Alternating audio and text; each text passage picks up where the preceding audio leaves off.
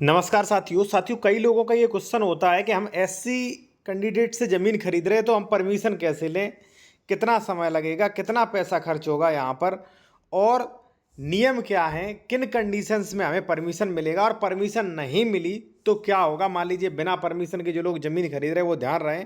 धारा 104 105 की कार्रवाई में आपकी पूरा ज़मीन जो है वो राज्य सरकार को जब्त हो जाएगी। यहाँ पर सबसे बड़ा इसका उदाहरण जो है यहाँ पे आप देख सकते हैं साथियों कि किस तरीके से जो है कोर्ट ने ऑर्डर दिया है कि भाई ये पूरी ज़मीन जो है वो राज्य सरकार को जब्त होगी। यहाँ पे आप देख सकते हैं नामांतरण आदेश जो है दिनांक 3/6/2020 निरस्त करते हुए राज्य सरकार को भूमि लगाए जाने हेतु सेवा में आख्या परिषद, यानी कि भाई राज्य सरकार में चली जाएगी आपकी ज़मीन, ठीक है, चाहे आपकी कितनी भी पुरानी हो। मैंने इस पर कोर्ट ऑर्डर्स भी दिए हैं कि भाई अगर मान लीजिए हमने जो है 10 साल पहले ज़मीन खरीदी थी, बिना परमिशन के खरीदी थी, प्लॉट में खरीदी थी, फिर भी कैंसिल हो जाएगा क्योंकि प्लॉट ही तो खरीदा है आपने, प्लॉट जो है आपने कन्वर्ट थोड़ी नहीं कराया होगा, ठीक है ना। तो सीधा आप ये समझ लीजिए परमिशन नहीं लिया, यानी कि बहुत बड़ी प्रॉब्लम। चलिए अब जानते हैं कि इस पर जो है परमिशन कैसे लें, क्या रूल्स हैं, ठीक है। और देखिए अगर आप किसी मैटर में कानूनी सलाह लेना चाह रहे हैं विशेषज्ञ द्वारा, या कोई ज़मीन खरीद रहे हैं, आप डॉक्यूमेंट चेक करवाना चाह रहे हो ज़मीन खरीदने लायक है कि नहीं, कोई उस पर केसेस वगैरह तो नहीं चल रहे, तो कॉन्टैक्ट नंबर वीडियो के डिस्क्रिप्शन में हमारा मिल जाएगा। सबसे पहले बात करेंगे फर्स्ट, देखिए साथियों,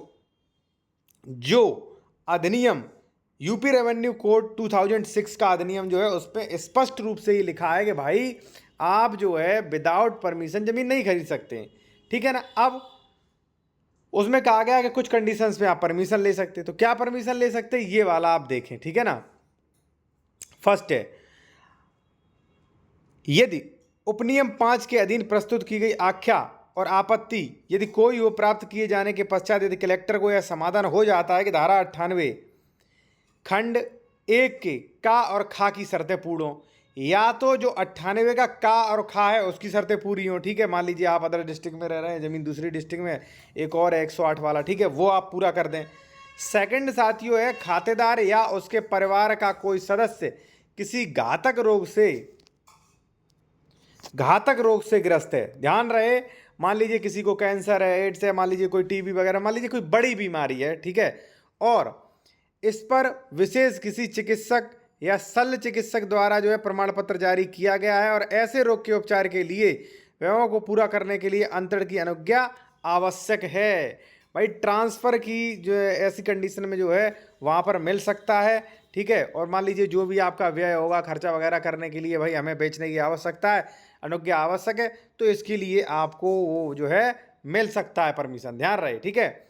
गा एक चीज़ मैं आप और आपको बता दूं, प्रॉपर्टी डीलर और कई एडवोकेट्स आप लोगों को मिसगाइड करते हैं कि नहीं खरीद लो, कुछ नहीं है, यूट्यूब वाले तो ऐसे ही बताते रहते हैं, भाई नहीं बताते रहते हैं ऐसे, ठीक है। आप जाके 104 और 105 पढ़ लो, आपको समझ में आ जाएगा कि क्या है एक्चुअली और क्या नहीं है, ठीक है ना। तो बिना परमिशन ज़मीन खरीदना मतलब पूरा पैसा 100% बेस्ट आपका जाएगा। तो 2 कंडीशन 3 कंडीशन हो गए। अब यहाँ देखिए, आवेदक ऐसे प्रस्तावित अंतरण के प्रतिफल स्वरूप किसी अन्य भूमि का क्रय करने के लिए प्रस्तावित अंतरण हेतु संहिता की धारा 98(1) के अधीन अनुज्ञा की मांग कर रहा है और आवेदन इस संबंध में दिए गए तथ्य आवेदन के पक्ष में विक्रय कराने हेतु रजिस्ट्री करार की सत्यापित प्रतिलिपि अविलंब अथवा, देखिए इसमें जो है जो मान लीजिए परमिशन ले रहा है उससे एग्रीमेंट्स भी दिखाना पड़ सकता है कि भाई मैं ज़मीन बेच रहा हूँ, देखिए एग्रीमेंट है, ठीक है। कहा आवेदन के दिनांक पर आवेदक द्वारा दृत भूमि का क्षेत्रफल, देखिए परमिशन तभी मिलेगी, क्षेत्रफल इतने से कम नहीं होना चाहिए ज़मीन बेचने के बाद, 1.28 हेक्टेयर, ठीक है, काफ़ी ज़मीन है भाई, ठीक है। इसके बाद यदि विक्रय द्वारा अंतरण के लिए